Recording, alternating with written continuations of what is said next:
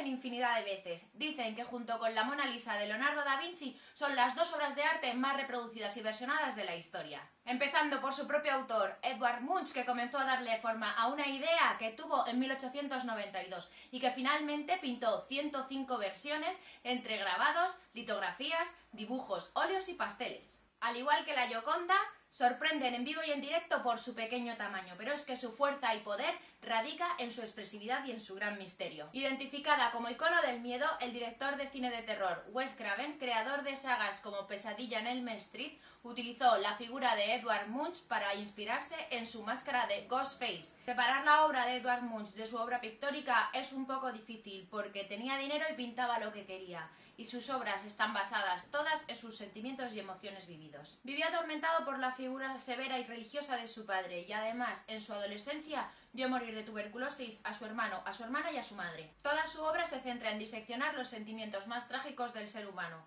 colocándolos como temas centrales. Por este motivo es considerado precursor del expresionismo. El Grito fue una obra pintada en 1893 y es la representación real de un hecho que Edvard Munch vivió un año antes y dejó reflejado en su diario. Iba por la calle con dos amigos cuando el sol se puso. De repente el cielo se tornó rojo sangre. Me paré y me apoyé en la barandilla. Mis amigos siguieron andando, y yo paralizado y temblando de miedo, sentí un potente grito interminable que desgarraba la naturaleza. Todas las versiones que Munch realizará de esta obra contienen siempre los mismos elementos: la barandilla, el fiordo, la iglesia y las nubes llameantes. Y al repetir todos estos elementos, lo que nos está queriendo decir una y otra vez es: esto es lo que yo sentí en este lugar y en este momento. El lugar es real y es un famoso mirador a las afueras de Oslo, en un barrio llamado Cristiania, donde al fondo se puede reconocer el fiordo y la iglesia de la ciudad. La barandilla pertenece a un camino que bordea un acantilado donde la gente se suicidaba a menudo, como hizo unos años antes un amigo de Edward. Cerca del hospital de Oslo, utilizado por aquel entonces como manicomio para mujeres, donde Edward tenía encerrada a la única hermana que le quedaba por un trastorno bipolar. Se decía que los gritos de las mujeres locas podían oírse a kilómetros, y justo debajo había también un matadero. Tampoco podemos olvidar que Edward sufría una terrible angustia que ahogaba en alcohol. Estaba terriblemente enamorado de Millie Taulow, una mujer casada, y él formaba parte de un trío en la que él era el otro. Gracias a esta obra y a su diario podemos interpretar que Edward se vio sobrepasado por todo el dolor de su corazón en ese momento y en ese lugar, y transformó una bonita puesta de sol de los fiordos noruegos en una imagen de pesadilla y horror. Puede dar la sensación que este cuadro está pintado en un momento de locura y apresuradamente, pero realmente es una idea que estuvo dándole vueltas en la cabeza durante más de 3 años. Munch había tardado muchísimo en encontrar su propio estilo pictórico. En un primer momento estuvo influenciado por Paul Gauguin o Vincent van Gogh. En esta obra se puede ver también la influencia de una momia peruana que vio en una exposición en París. Técnicamente, El Grito no es una obra muy imponente, está pintada sobre un cartón de 1 metro de alto por 75 centímetros de ancho, y por la parte de atrás podemos ver un primer intento y un arrepentimiento. Incluso en la obra final podemos ver los arrepentimientos que Munch tuvo.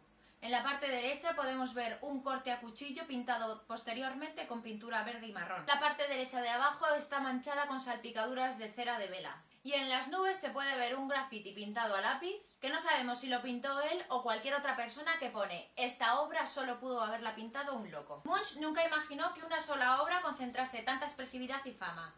Él consideraba que sus obras se completaban unas con otras, y juntas las llamaba el friso de la vida. Las pintaba para poderlas exponer todas juntas. De hecho, El Grito se presentó por primera vez en la ciudad de Berlín y formaba parte de un friso de 6 obras dedicadas al amor, en la que él era el último.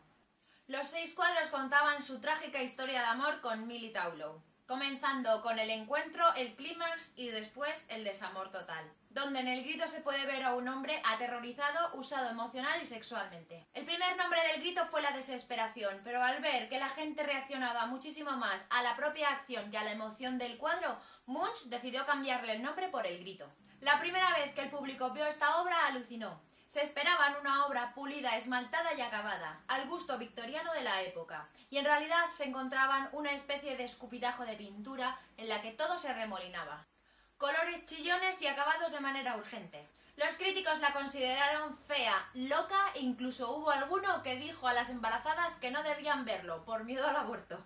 Todo el mundo en esa época estaba acostumbrado a ver a caballeros franceses pintando tranquilamente cuadros bonitos y luminosos. Era la época del impresionismo. Pero sin embargo se encontraban con este bárbaro noruego que escupía pintura y que decía que realmente lo importante no era la forma, sino el contenido de la obra, la expresividad. La obra de Munch era demasiado para el mundo académico. Pero entonces ocurrió algo mágico. Fue la gente normal, fuera del mundo académico, la que demostró tener una mente más abierta y comprendió y pudo ver en la obra de Munch una imagen universal que englobaba muchísimos sentimientos terroríficos de todos. En un principio, Edvard Munch no quería vender ninguna de sus obras, puesto que formaban parte de su propia vida. Pero le empezaron a ofrecer cantidades ingentes de dinero, y en 1895 se vio obligado a hacer la primera litografía, multiplicando así esta obra que llegó desde París hasta el Japón. Con las dos guerras mundiales y el nazismo, Munch se tuvo que exiliar. A los nazis no les gustaba nada su obra, decían que era obscena y ridícula. Alemania, el país que había acogido y adoptado a este noruego, de repente lo repudiaba, y él tuvo que recluirse a su país de origen. Toda su obra entonces fue almacenada. Pero como El Grito era una imagen adelantada a su tiempo, tuvieron que pasar 60 años para que llegase su momento. Reapareció en los años 50 con un significado nuevo para una sociedad nueva que le había descontextualizado de su primera serie amorosa. Ahora estaba dando imagen a esa sociedad frenética, caótica y consumista. El Grito resumía a la perfección la depravación del siglo XX. En los años 80 el famosísimo artista Andy Warhol y su fábrica plateada lo reprodujeron en masa transformándolo en un póster. Ahora sí que sí, El Grito era conocido por todos. En los años 90 se versiona en múltiples parodias que Munch jamás podría haber imaginado. El Grito se transforma en una ironía para un público buscador de placeres inmediatos. En 1994 era la obra central de la Galería Nacional de Oslo y fue robada por una banda de ladrones mediocres que salieron a lo Charlie Chaplin con una escalera por una ventana y dejaron en su lugar una nota que decía «Gracias por la pésima seguridad». La galería, contribuyendo incluso a todo este mundo irónico que le rodeaba la obra, colocó otro cartel en su lugar que ponía «Robado». Estos ladrones amenazaron con comerse la obra y devolver los restos a la galería si no les pagaban el 1.000.000 de libras que pedían.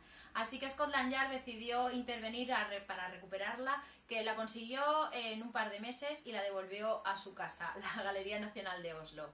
Y hoy en día es la obra más visitada de toda Noruega.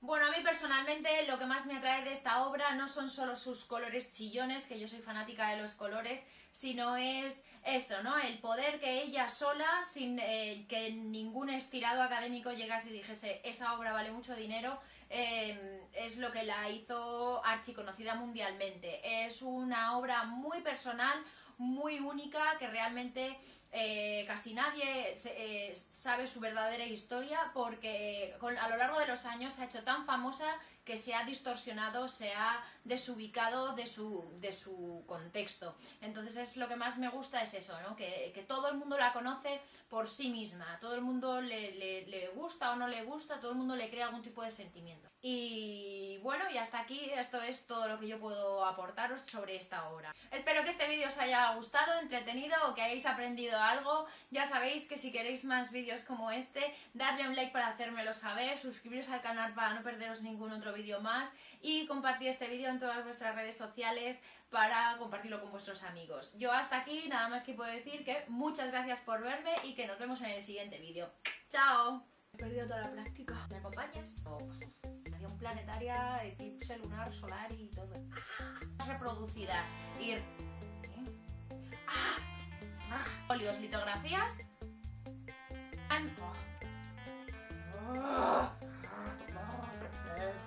mía, yo no podía estar así. No estoy así. A veces.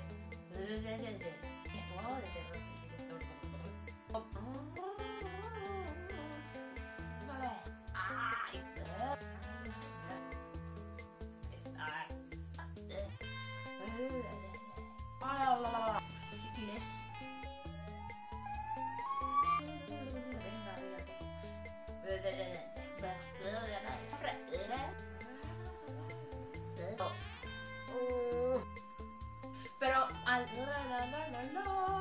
Venga, pero venga, déjame. Un beso, dame ese cariño, ¿sabes? Esto no lo hago. La reacción del público fue de alucine, vecine. ¡Wow!